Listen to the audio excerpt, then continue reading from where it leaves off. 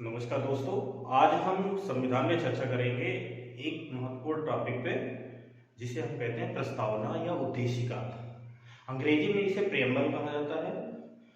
तो प्रस्तावना के अध्ययन में हमें कुछ मूलभूत बातें होती हैं जिनको ध्यान में रख के अध्ययन करना होता है। तो अगर उस आधार पे हम अध्ययन करेंगे तो मुख्य परीक्षा में हम प्रश्न बहुत अच्छे से लिख लेंगे। तो जिसमें सबसे पहले ध्यान दिया जाता है ये कि प्रस्तावना क्या है। दूसरा प्रश्न उठता है कि प्रस्तावना कहाँ से ली गई है। तीसरा प्रश्न उठता है क्या ये संविधान का भाग है कि नहीं है। अगला प्रश्न उठता है क्या प्रस्तावना में संशोधन किया जा सकता है या नहीं किया जा सकता है। अगला प्रश्न उठता है कि प्रस्तावना प्रवर्तनीय है या नहीं है। तो हम लोग क्रम से एक एक करके इन पे पहले बात करेंगे। उसके बाद में फिर जो संविधान की प्रस्तावना में मूल विषय वस्तु दी गई है उस पर चर्चा करेंगे। तो पहला प्रश्न अगर उठ रहा है कि प्रस्तावना क्या है, तो प्रस्तावना संविधान का उद्देश्य है, दर्शन है या आत्मा है। तो अनेक विचारकों द्वारा अनेक तरह से इसकी व्याख्या की गई है। कोई कहते हैं ये संविधान का सार है, संविधान का सारांश है। तो इस तरह से अगर पूछा जाए कि प्रस्तावना क्या है तो ये संविधान का उद्देश्य है, दर्शन है, आत्मा है, सारांश है या सार है। ठीक। अब दूसरा प्रश्न उठता है कि ये कहां से ली गई है। तो प्रस्तावना जो है संविधान सभा में पंडित जवाहरलाल नेहरू के द्वारा एक उद्देश्य प्रस्ताव पास किया गया था, पेश किया गया था। तो ये वहीं से इसके मूल विषय वस्तु जो है वहीं से ली गई है। और ये उद्देश्य प्रस्ताव जो था 13 दिसंबर 1946 को पेश किया गया था और संविधान सभा ने 22 जनवरी 1947 को इसे स्वीकार किया है। तो कहां से ली गई है? संविधान सभा के उद्देश्य प्रस्ताव से ली गई है। अब आता है कि ये कहां से प्रभावित है, इसकी जो विषय वस्तु है तो ये यूएसए के संविधान से प्रभावित है। और दूसरा प्रश्न उठता है कि प्रस्तावना की भाषा कहां से ली गई है। तो प्रस्तावना की भाषा जो है वो ऑस्ट्रेलिया के संविधान से ली गई है। ठीक। तो ये आपके दो प्रश्न हो गए, प्रस्तावना क्या है, प्रस्तावना कहां से ली गई है। अब तीसरा प्रश्न उठता है कि प्रस्तावना क्या संविधान का भाग है। तो देखिए संविधान का भाग है या नहीं है, इस क्रम में दो तीन वाद जो आते हैं, दो तीन वादों के माध्यम से ये स्पष्ट होता है कि ये प्रस्तावना संविधान का भाग है कि नहीं। इस क्रम में जो सबसे पहला मुद्दा आया था वो हिंदी बेरुवारी यूनियन केस आया था 1960 में। तो इसने कहा था कि प्रस्तावना संविधान का भाग नहीं है। लेकिन इसी मामले को पलटा गया था आपके केशवानंद भारतीवाद में जो आया था आपका 24 अप्रैल 1973 को। तो केशवानंद भारतीवाद में कहा गया था कि प्रस्तावना जो है संविधान का भाग है। और जो इसी संविधान के भाग के संबंध में तीसरा एक केस आया था एसआर बोम्मई केस। उसने तो इस केशवानंद भारतीवाद के निर्णय की पुष्टि करते हुए कहा था कि प्रस्तावना संविधान का अभिन्न अंग है। तो ये तीन प्रमुख बात हैं आप जो संविधान के भाग है कि नहीं है उससे संबंधित आते हैं आपके। केशवानंद भारती केस के बारे में अगर बात किया जाए तो केशवानंद भारती केस मतलब एक माइलस्टोन की तरह है भारतीय संविधान की व्याख्या के लिए। केशवानंद भारतीवाद का निर्णय आया था 24 अप्रैल 1973 को और ये बहुत ही इंपॉर्टेंट है क्योंकि उस दिन दो तीन घटनाएं हुई थी। 24 अप्रैल 1973 को एक केशवानंद भारतीवाद का जजमेंट आया था जो भारतीय इतिहास की सबसे बड़ी बेंच थी। इसमें 13 न्यायाधीश थे और 7-6 के निर्णय से ये निर्णय आया था। इसी दिन तत्कालीन सुप्रीम कोर्ट के जो chief justice of India justice Sikri थे वो रिटायर भी हुए थे। और यही दिन है जिस दिन आपके सचिन तेंदुलकर क्रिकेट के जो गॉड कहे जाते हैं सचिन तेंदुलकर उनका बर्थडे भी है। तो इसको याद करने के लिए आप एक ये कर सकते हैं कि सचिन तेंदुलकर के बर्थडे के दिन ही केशवानंद भारतीवाद आया था। तो इस बात ने एक चीज कहा था कि मूलभूत ढांचे का सिद्धांत दिया था कि संविधान के किसी भी भाग में शोधन किया जा सकता है बशर्ते वो संविधान के मूलभूत ढांचे में ना आता हो। तो ये अगला प्रश्न ही हमारा था कि क्या प्रस्तावना में संशोधन किया जा सकता है या नहीं। तो इसका उत्तर होता है अभी जो हम जैसे मैंने बताया केशवानंद भारतीवाद में कि हाँ बिल्कुल अगर संविधान का भाग है तो संविधान के किसी भी भाग में संशोधन किया जा सकता है। कोई ऐसा भाग संविधान में नहीं है जहां पे संशोधन ना हो बशर्ते एक शर्त यह है कि वो संविधान का मूलभूत ढांचा ना हो, बेसिक स्ट्रक्चर नहीं होना चाहिए। तो इसमें प्रस्तावना में संशोधन किया जा सकता है। और एक बार हुआ भी है 42वें संविधान संशोधन 1976 में 3 शब्द जोड़े गए थे समाज समाजवादी, पंथ निरपेक्षता और अखंडता। तो इन 3 शब्दों को जोड़ा गया था और इसमें संशोधन किया जा सकता है। ठीक, अब अगला प्रश्न आपके सामने उठता है कि प्रस्तावना प्रवर्तनीय है या नहीं है, इन्फोर्सेबल है या नहीं है। तो इसका उत्तर भी आपको केशवानंद भारतीवाद में ही दिया गया था कि प्रस्तावना प्रवर्तनीय नहीं है, इसे प्रवर्तन में नहीं लाया जा सकता है। फिर क्या है ये राज्य का आदर्श है जिसे प्राप्त किया जाना चाहिए, ऐसा केशवानंद भारतीवाद में न्यायाधीशों के द्वारा कहा गया है। तो ये तो कुछ प्रश्न है। अब इसमें कुछ कमेंट्री आ जाती है कि कुछ विचारकों ने, कुछ विद्वानों ने प्रस्तावना को क्या क्या कहा है।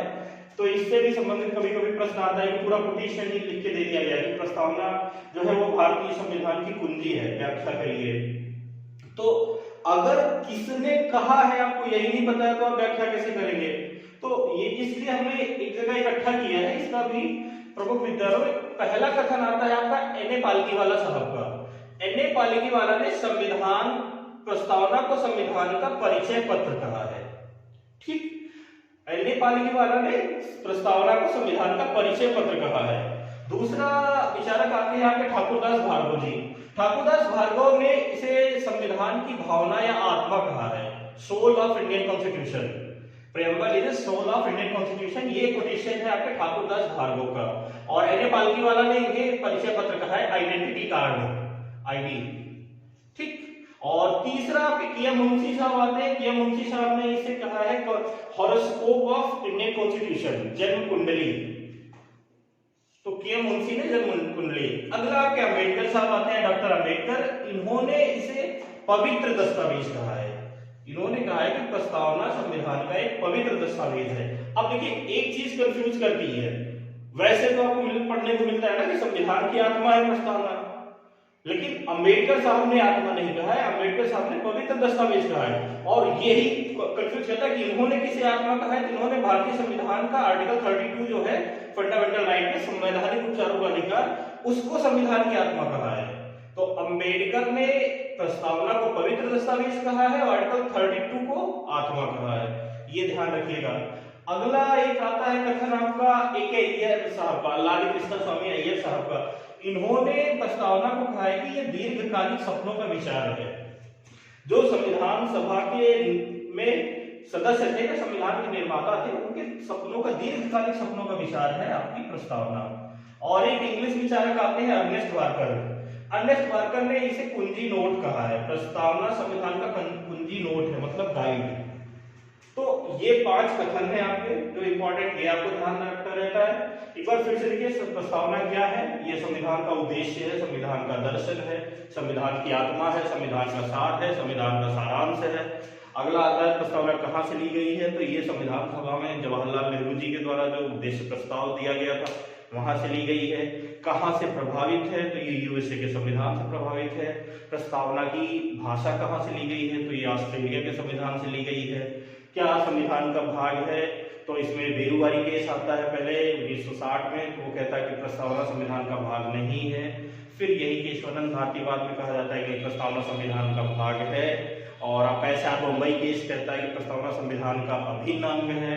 फिर इसमें क्या संशोधन किया जा सकता है कि नहीं किया जा सकता है, तो ये भी केशवानंद भारतीवाद से स्पष्ट हो जाता है कि प्रस्तावना अगर संविधान का भाग है तो संविधान के किसी भी भाग में संविधान का संशोधन किया जा सकता है, बशर्ते कि वो उसका मूलभूत ढांचा ना हो। क्या ये प्रवर्तनीय है या कि नहीं है, तो प्रस्तावना न्यायालय द्वारा प्रवर्तनीय नहीं है, ये एक आदर्श है जिसे प्राप्त किया जाना चाहिए। तो ये चीजें आपको स्पष्ट होती हैं। अब देखिए, अब दूसरा जो प्रश्न आता है वो इसकी जो मूल विषय वस्तु दी गई है, मतलब जो संविधान में क्या दिया गया है, वहां से भी कई बार प्रश्न आता है। जैसे इसमें इस प्रस्तावना के में उद्देश्य कितने दिए गए हैं, प्रस्तावना में न्याय कितने दिए गए हैं, प्रस्तावना में कितनी स्वतंत्रताएं हैं, समानताएं हैं, बंधुत्व की धारणा है, संविधान में तारीख किस दिन ये लागू किया गया था, किस दिन स्वीकार किया गया था। तो ये सारी चीजें इसकी मूल विषय वस्तु में आती हैं। तो इसको अगर क्रमबद्ध तरीके से देखते हैं तो जो प्रस्तावना की शुरुआत होती है वो होती है हम शब्द से, हम। तो पहला प्रश्न तो ये उठता है कि हम वर्ड, हम का कॉन्सेप्ट कहां से आया है। तो ये अगर आप सोचेंगे या ध्यान दें, अगर आपने पढ़ा होगा ज्यूरिस्प्रूडेंस में या पॉलिटिकल साइंस के थिंकर्स में एक विचारक आते हैं जे रूसो, जीन जैक्स रूसो। इनकी एक बुक थी सोशल कॉन्ट्रैक्ट। तो सर्वप्रथम हम शब्द का, बी शब्द का कॉन्सेप्ट अगर किसी विचारक के द्वारा पेश किया गया था तो ये रूसो साहब के द्वारा कहा गया था।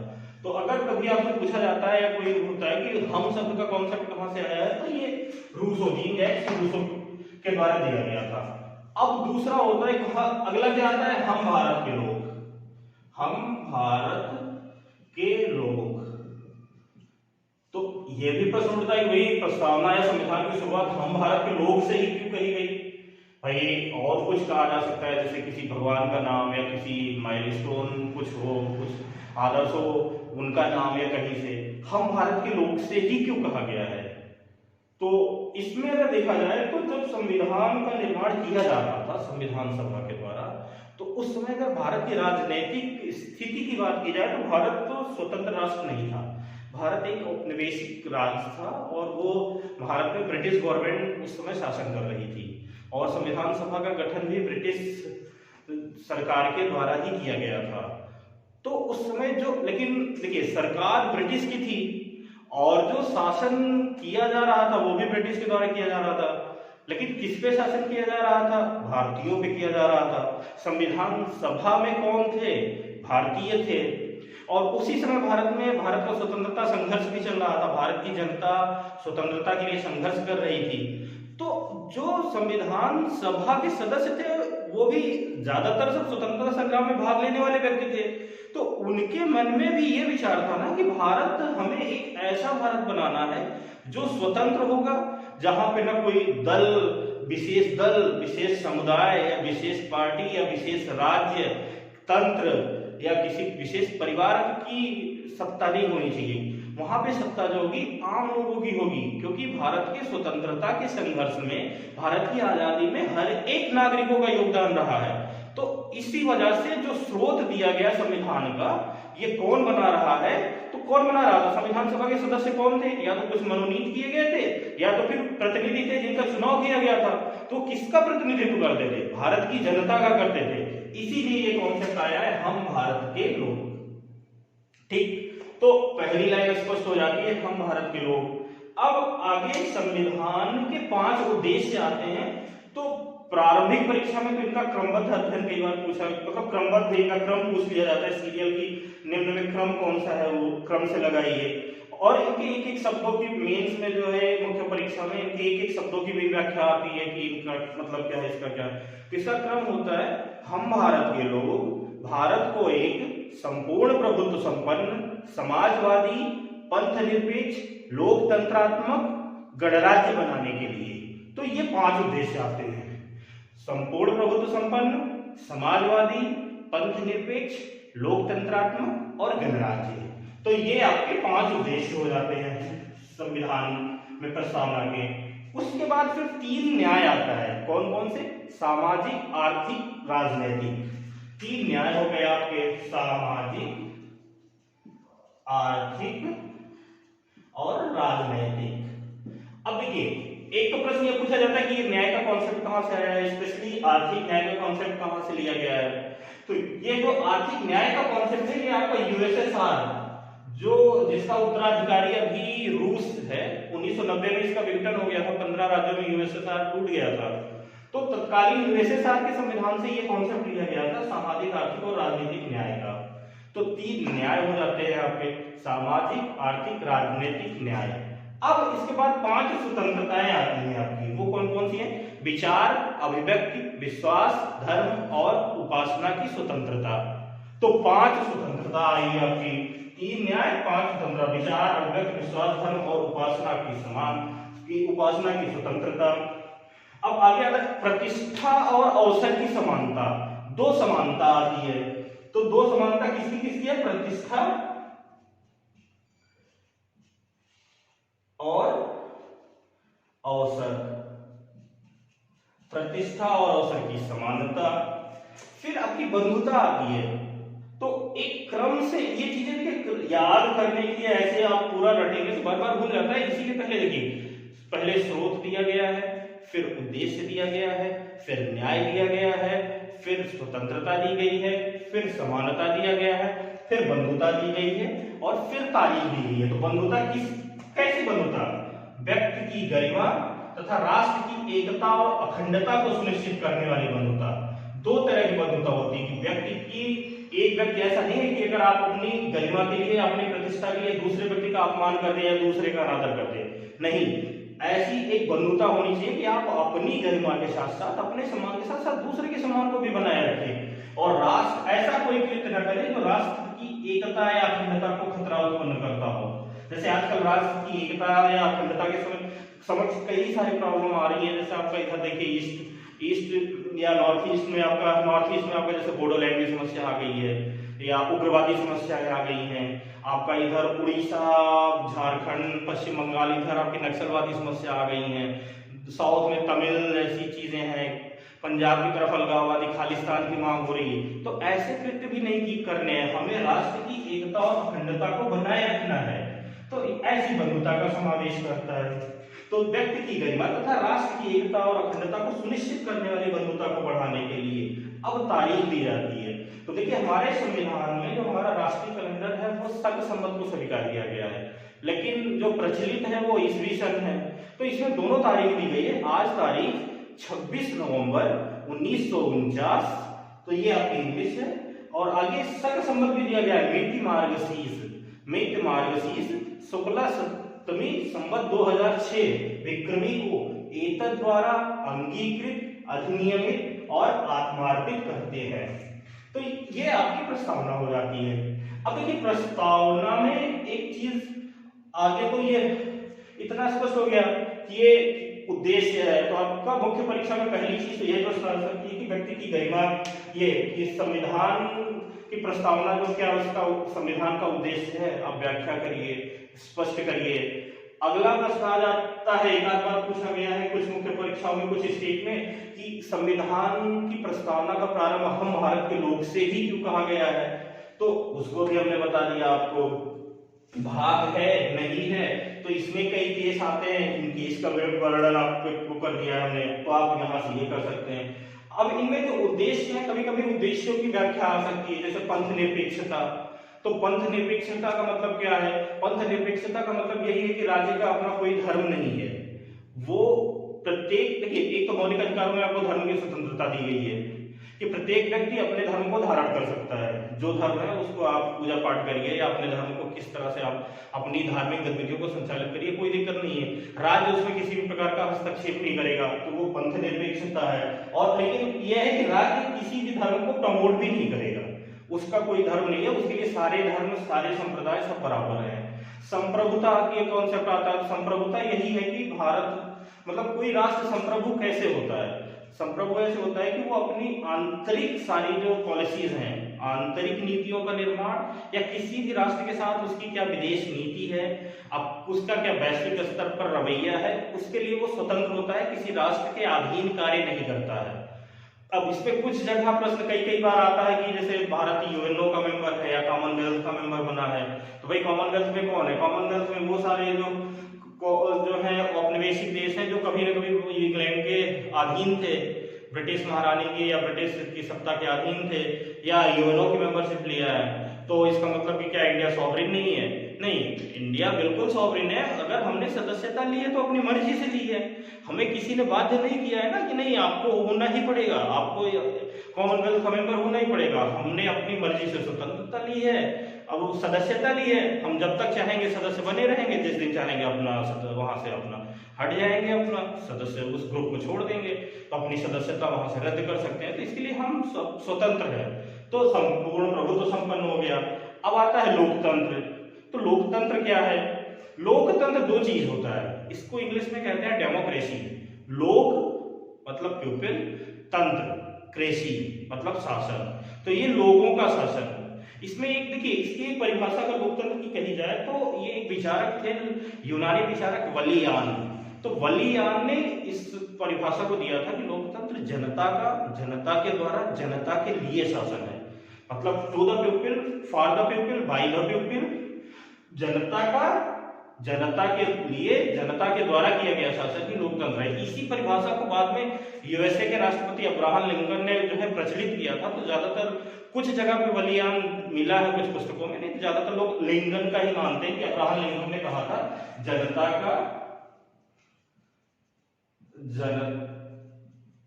के द्वारा शासन। अगला आपका आता है गणतंत्र। गणतंत्र का मतलब यही है कि राष्ट्र का जो प्रमुख होता है वो वंशानुगत नहीं होगा, उसका जो है चुनाव किया जाता है। तो जैसे अपने यहाँ जो गणतंत्र, भारत एक गणतंत्र है क्योंकि हमारे यहाँ राष्ट्रपति का चुनाव किया जाता है। भारत का कोई भी नागरिक जिसका जन्म भारत में हुआ है और जो राष्ट्रपति की योग्यताएं हैं तो उनको पूरा कर रहा है, तो कोई भी आदमी भारत का राष्ट्रपति बन सकता है। और हमने देखा भी है कि जैसे हमारे पहले दलित राष्ट्रपति के नारायणन साहब हुए थे, पहले जो अल्पसंख्यक थे कलाम साहब थे, तो ये लोग बहुत छोटी पृष्ठभूमि के थे तभी इनको मौका मिला है, क्योंकि इस वजह से मिला है क्योंकि ये भारत के नागरिक थे और भारत एक गणतंत्र है। अभी देखिए पहली आदिवासी जैसे द्रौपदी मुर्मू जी हुई हैं, या 2 महिलाएं हो चुकी हैं, प्रतिभा पाटिल और ये जो अभी वर्तमान में द्रौपदी मुर्मू जी हैं। तो इसका मतलब ये होता है कि गणतंत्र में जो राज्य का प्रमुख होगा उसको निर्वाचित किया जाता है और कोई भी व्यक्ति बन सकता है, वो वंशानुगत नहीं होगा। तो ये 5 उद्देश्य की व्याख्या हो जाती है आपकी। अब एक चीज और आता है कि प्रस्तावना का और जगह से संबंध क्या है, क्या ये प्रभावित करती है कि नहीं करती है। तो देखिए इसमें सबसे बड़ी चीज तो ये है कि प्रस्तावना में आपका गोलकनाथ केस आया था। हमने बताया था ना कि आपके संविधान की जो सबसे मतलब न्यायपालिका की जो सबसे बड़ी बेंच आई थी वो केशवानंद भारती आई थी, केशवानंद भारती। इसमें 13 जज थे कुल और 7-6 का निर्णय आया था। लेकिन अगर आपसे कभी कभी प्रश्न पूछा जाए जो बहुत कम लोग जानते हैं कि दूसरी बड़ी बेंच कौन सी बनी है, तो दूसरी बड़ी बेंच जो आई है वो गोलकनाथ बात आई है, गोलकनाथ केस की। गोलकनाथ केस में 11 जजों की बेंच थी। तो इसमें कहा गया था कि अगर कहीं किसी भी संविधान के किसी भी भाग में भाषा संबंधी, भाषा के द्व्यर्थ निकल रहे हैं या कोई विचार होता है, कोई मतलब विवाद उत्पन्न होता है, तो उसके लिए हम यहाँ प्रस्तावना से मदद ले सकते हैं। तो प्रस्तावना अगर संविधान में कहीं भी विवाद हो रहा है, कहीं भ्रम उत्पन्न हो रहा है, तो उसकी भी गाइड, और यही चीज इन्होंने भी कहा है, अर्नेस्ट वार्कर ने, कुंजी नोट मतलब गाइड। तो गाइड की तरह प्रस्तावना को यूज में लिया जा सकता है। तो इस तरह से आपका प्रस्तावना का ये हो जाता है। आगे आता है कि संविधान को स्वीकार कहां से किया गया, कैसे देखा जाता है। तो इसमें लास्ट लाइन साफ साफ कही गई है कि संविधान सभा के द्वारा अंगीकृत, अधिनियमित और आत्मार्पित किया जाता है।